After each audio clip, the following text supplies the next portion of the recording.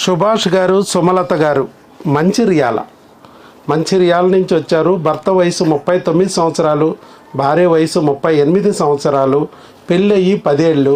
కానీ ప్రెగ్నెన్సీ వచ్చింది ఒక టీకాతో, జస్ట్ ఒక ఇంజెక్షన్తో వచ్చింది ప్రెగ్నెన్సీ. భర్తకి భార్యకి ఒక ఇంజెక్షన్ మన దగ్గరికి వచ్చి చేయించుకున్నారు, అంతే ప్రెగ్నెంట్ అయిపోయారు. 10 ఏళ్ళ నుంచి రాని ప్రెగ్నెన్సీ ఒక టీకాతో ఎలా వచ్చింది అనేది మీ అందరికీ చిత్రంగాను విచిత్రంగాను ఉండొచ్చు.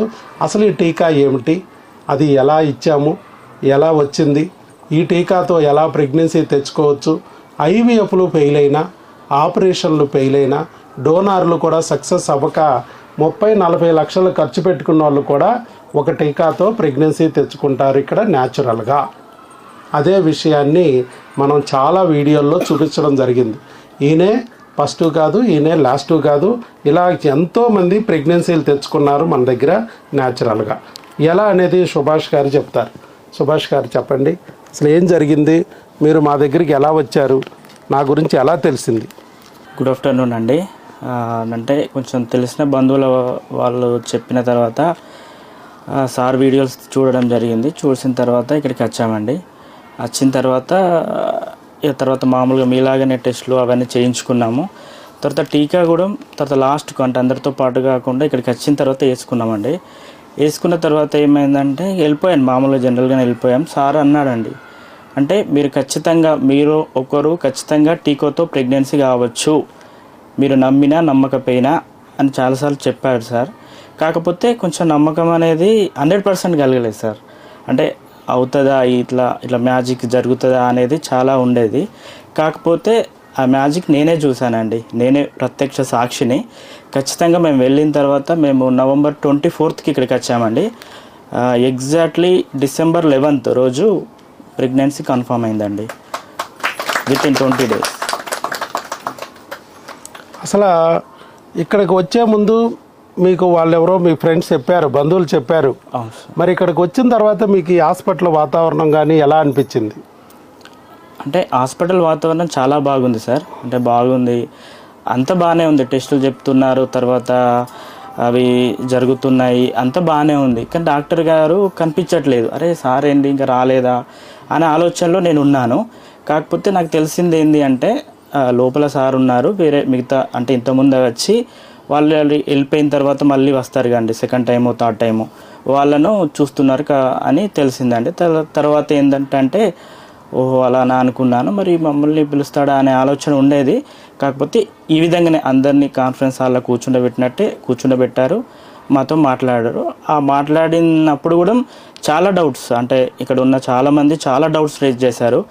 చాలా వాటికి సార్ చాలా ఓపిక్గా, చాలా అంటే నీట్గా అసలు ఏంటి ప్రెగ్నెన్సీ అంటే ఏంటిది, దానికి అంటే రాకుంటే ఏం కారణాలు ఉంటాయి, దాన్ని పొందాలంటే మనం ఏం చేయాలి అనేది చాలా నీట్గా చెప్పాడండి.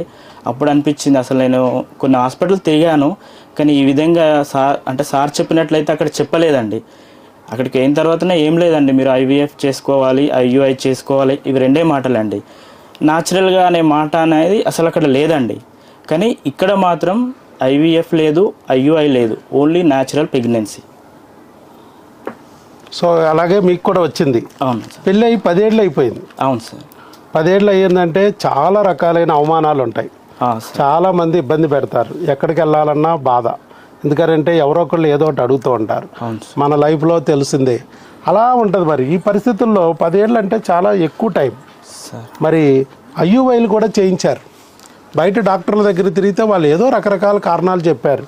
అక్కడ మీకేం చెప్పారు కారణాలు? వాళ్ళు డాక్టర్స్ పేర్లు వద్దు, డాక్టర్ల పేర్లు, హాస్పిటల్ పేర్లు వద్దు, అసలు ఏం చెప్పారు అనేది చెప్పండి.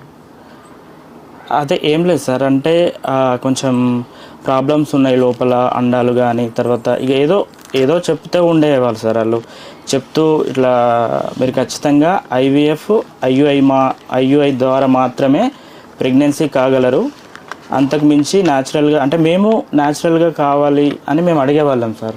అంటే మేము న్యాచురల్గా ప్రెగ్నెన్సీ పొందాలనుకుంటున్నాం, ఖచ్చితంగా వేసి ఉంటే ఏమైనా చెప్పండి మాకు అని మేము చాలా డాక్టర్స్ను అడగడం జరిగింది. కానీ వాళ్ళు చెప్పింది ఒకటే, IUI లేదా IVF, అంతే తప్పించి న్యాచురల్గా ఈ ఏజ్లో ప్రెగ్నెన్సీ రావడం అనేది అసాధ్యం. వేయించుకుని వెళ్ళిపోండి, మందులు కావాలంటే కొరియర్ పెట్టించుకోండి, మీ ఏ ఊరైతే ఆ ఊరికి కొరియర్ వస్తాయి అని చెప్పాను నేను. అలాగే టెస్టులు చేయించుకుని ఆ రోజు టీకా వేయించుకెళ్ళారు, మందులు కొరియర్ పెట్టించుకున్నారు. అది వాడదామనే లోపలే మరి వెంటనే ప్రెగ్నెన్సీ వచ్చింది. చూడండి, మాకు వెంటనే కాల్ చేశారు, డాక్టర్ గారు ప్రెగ్నెన్సీ వచ్చింది, 10 ఏళ్ల తర్వాత మళ్ళా 2 గీతలు కనబడ్డాయి, ఇది నిజమా కాదా అని చెప్పి ఫోన్ చేస్తే మేము వెంటనే అక్కడ బ్లడ్ టెస్ట్ స్కాన్ తీయించుకోమన్నాం. దగ్గరలో ఉన్న స్కానింగ్ సెంటర్కి వెళ్ళి స్కాన్ తీయించుకోండి, బ్లడ్ టెస్ట్ చేయించుకోండి అంటే బ్లడ్ టెస్ట్ స్కాన్ తీయించారు. బ్లడ్ టెస్ట్ చేస్తే 5 దాటాలన్నాము, 1,14,992 వచ్చింది బీటా హెచ్సిజి. 1,14,000 వచ్చింది. 5 దాటితే చాలు ప్రెగ్నెంట్. ఈవెన్ ఐవీఎఫ్ చేసినా అంత రాదు. 1,14,000 వచ్చింది బీటా హెచ్సిజి. పక్కా ప్రెగ్నెన్సీ. వచ్చిన ప్రెగ్నెన్సీ మరి ట్యూబుల్లో ఉందా గర్భసంచిలో ఉందా తెలియడానికి స్కాన్ కూడా చేయమన్నాం. Urine test positive, blood test positive, స్కాన్లో కూడా పక్కాగా గర్భసంచిలోనే ఉంది అని వచ్చింది. 3 రకాలుగా కన్ఫర్మ్ చేయించేసాం. ఇవన్నీ వాట్సాప్లోనే పెట్టాం మేము. ఏం స్కాన్ కావాలి, ఏ బ్లడ్ టెస్ట్ కావాలి, దగ్గరలో అక్కడ డాక్టర్ గారి దగ్గరికి వెళ్ళి మీకు నమ్మకం ఉన్న డాక్టర్ గారి దగ్గరికి వెళ్ళి చేయించుకోండి, ఆ రిపోర్ట్లు మాకు పెట్టండి అన్నాం. పెట్టాడు. ఎప్పుడైతే పెట్టారో అవి ప్రెగ్నెన్సీ కన్ఫామ్. ఇది మన లెక్క. ఇప్పుడు అర్థమైందండి. మూలానికి మందు పెట్టడం వల్ల రిజల్ట్ వస్తాయి తప్ప ఐవీఎఫ్ల పేరుతో ఆపరేషన్ల పేరుతో మసిపూసి మారేడికాయ చేస్తే అలా చేసిన డాక్టర్ గారికి డబ్బులు వస్తాయి తప్ప మీకు ఎలాంటి గ్యారంటీ ఉండదు. ఇదే విషయాన్ని మళ్ళా ప్రూవ్ చేశారు సుభాష్ గారు, సుమలత గారు, మంచిర్యాల. మరి భర్తకు 39, భార్యకి 38 సంవత్సరాలున్న ప్రెగ్నెన్సీ తెచ్చుకున్నారు న్యాచురల్గా, జస్ట్ ఒక టీకాతో. ఇప్పుడు వారికి మరొక గిఫ్ట్ ఇద్దాం. మొన్న వచ్చినప్పుడు గిఫ్ట్ ఇచ్చాం, పుస్తకం అవ చేశారో లేదో, మీరు అమ్మా నాన్న కాగలరు, అదే చదవలేదు. మళ్ళీ ఇంకో బుక్ వచ్చేసి గర్భిణీ స్త్రీ ఆహారం ఆరోగ్యం. ఈ బుక్ని ఫాలో అవ్వండి చక్కగా.